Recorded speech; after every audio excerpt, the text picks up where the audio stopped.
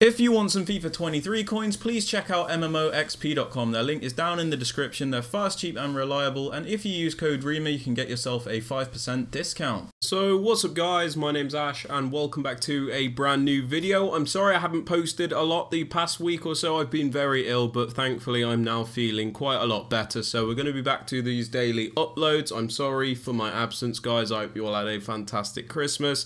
Anyway, in today's video guys, we're going to be talking about some 4-2-3-1 custom tactics and player instructions. But yeah, before we get into that, I'd very much appreciate it if you could drop it a thumbs up, subscribe to the channel if you are new so you never miss out on any videos like this one, and don't forget to turn on notifications so you are notified when a video is posted. And with all that aside guys, let's get right into today's 4-2-3-1 custom tactics and player instructions. Okay guys, so starting off with the defensive style, I like to have this on balance. The reason for this is it allows you to press when you want to press and be more conservative and drop back when you need to, so it does give you greater control over your defensive play. This isn't possible with something like pressure on heavy touch, press after possession loss, because it's a very one-dimensional style. You know, you're constantly pressing after you lose the ball and whatnot, so you know, having it on balance does give you more control. For defensive width guys, I do suggest having this quite low. So I have this on 43 at the moment. The reason for this is people like to primarily play quite narrow in FIFA 23. They like to go through the middle quite a lot. So it's important that you do have these areas covered. So having a width that is quite low allows you to cover the central areas of the pitch. But the reason I have it on 43 is it also gives me the ability to cover the wings when somebody does go down the wings. Because if you do play too narrow in defense, people could then essentially just go down the wing all the time and you'd have no one there to cover it. So having it on 43 means it defends primarily narrow, but you do also have a bit of wing coverage.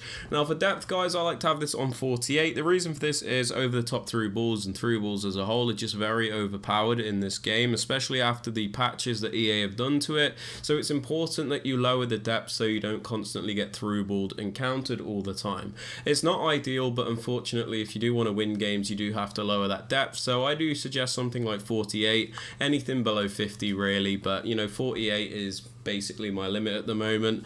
But yeah, moving on to build up play guys, I have this on balance. The reason for this is, you know, I sometimes think fast build up is just too quick in this game now. I think it's better to have it on balance. The reason for this is because it keeps a better shape for your team, and it doesn't move too quickly to the point where you can't actually, you know, connect passes together and whatnot. So having it on balance allows you to be a bit more controlled in your build up, and it allows you to do a bit more in terms of variety.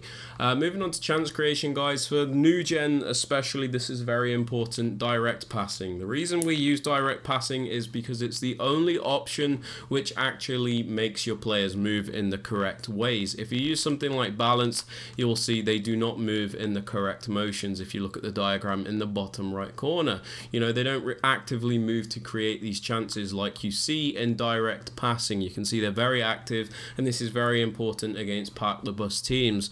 On old gen it's not too important, but on new gen you must be using direct passing.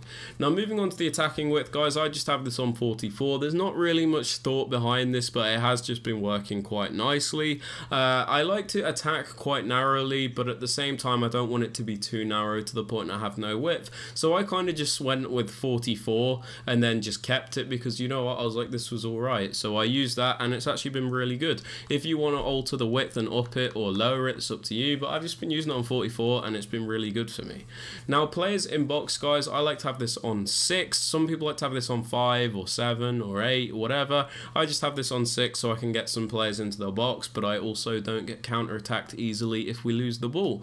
Corners and free kicks are also down to preference. I have these on 2, but if you want to up this or lower this, that is completely fine and it is completely up to you. Okay guys, so moving on to the players you want to use in the striker position. Because this is a one striker formation, it's important you have a player which is able to do a bit of everything. So I'm using Robbie Keane at the moment, the World Cup version. This player's got a 5-star weak foot, he's got very good pace, very good shooting, good dribbling, good physical, good height, you know, so basically he's got a bit of everything, which I think is important in a one striker formation. You need to basically compensate for the fact that there is only one striker, but you know, if you want to use a more specific striker like a lengthy player or an explosive player that specializes in one certain thing, that's also fine, but I like going for a striker which can do everything because it is a one striker formation.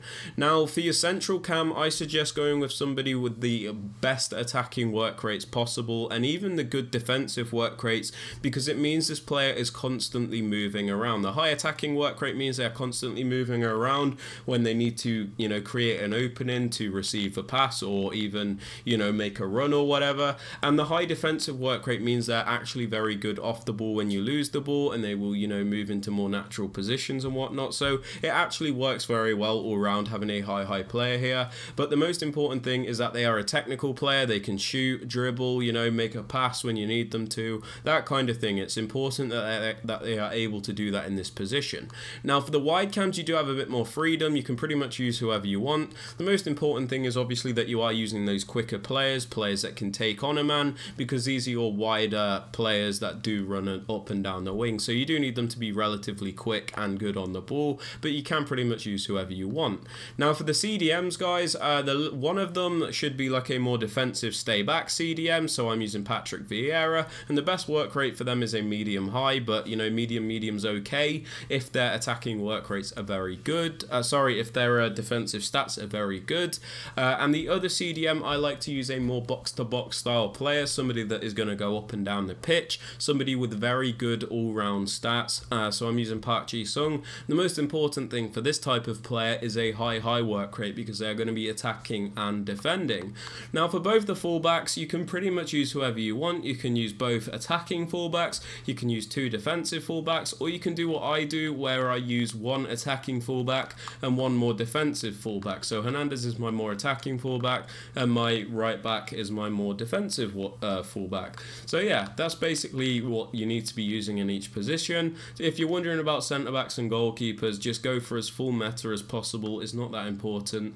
I'm just using Chesney in goal for chemistry. Now for player instructions, guys, on the striker, I like to have stay central and get in behind. The reason for this is we don't need them drifting off to the wings, because we've got wide cams for that. We don't need them in that position. So we do want them to stay central, so they are always in the correct striking positions. And we have them on getting behind just because it means they have the best movement. It doesn't always mean you have to play the ball in behind. It just means they will make that initial run. And if you want to stop them from running, or you want to call them short, you can just tap R1 and that will sort out that problem. So you're always getting movement out of this player when you have them on getting behind. Now for your central cam, I suggest stay forward, and that is it. The reason for this is, like I said, the cam is good if they have like a high work rate, and the reason we have them on stay forward is because it kind of counteracts the high defensive work rate. If you leave them on basic and you have a high defensive work rate, they will sometimes come way too far back.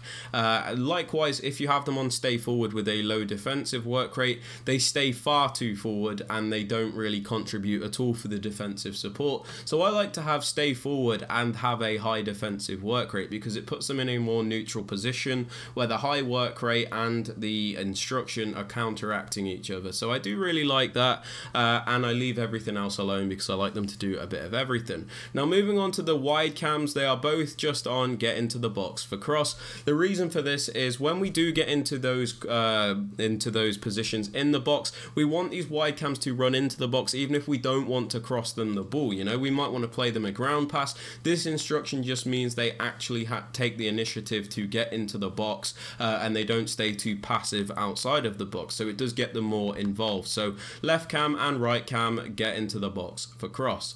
Now for your more defensive CDM, the box-to-box style player, I suggest leaving them on completely balanced settings and then just putting them on cover center. The reason for this is we want them to defend, we want them to attack, we want them to stay central because we don't need them to cover the wings. We've got Chiesa and Walker there, or whoever you're using, so we need them to cover these central areas, and that's it. We need them to do a bit of everything, so we don't want to limit them. This is why I said the high work rate's important, because when we're attacking, they're going to contribute a lot there, and when we're defending, they're also going to contribute a lot there.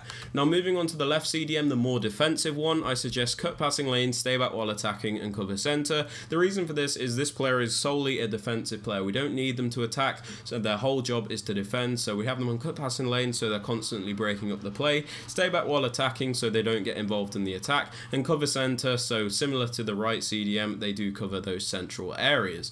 Now for fullbacks, guys, on the more attacking fullback you have, or if you just you know, it doesn't really matter. On my left back, I have balanced attack and overlap. The reason for this is when we do go forward, we want this player to overlap the wide players. We don't necessarily want them to underlap them.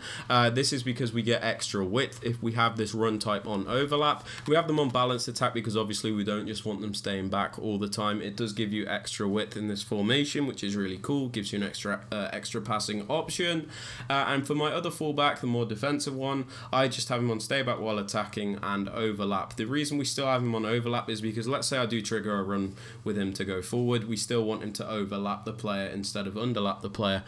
So you get that. And with everything else, I leave the centre backs alone and I just have my keeper on comes for crosses and sweeper keeper. But yeah, they're my custom tactics and player instructions for the 4-2-3-1. If you guys have enjoyed or found this useful, I'd very much appreciate it if you could drop it a thumbs up. Subscribe to the channel if you are new so you never miss out on any videos like this one. And don't forget to turn on notifications so you are notified when a video is posted. And with all that aside, guys, I hope you have a fantastic rest of your day and I'll catch you all later. Peace.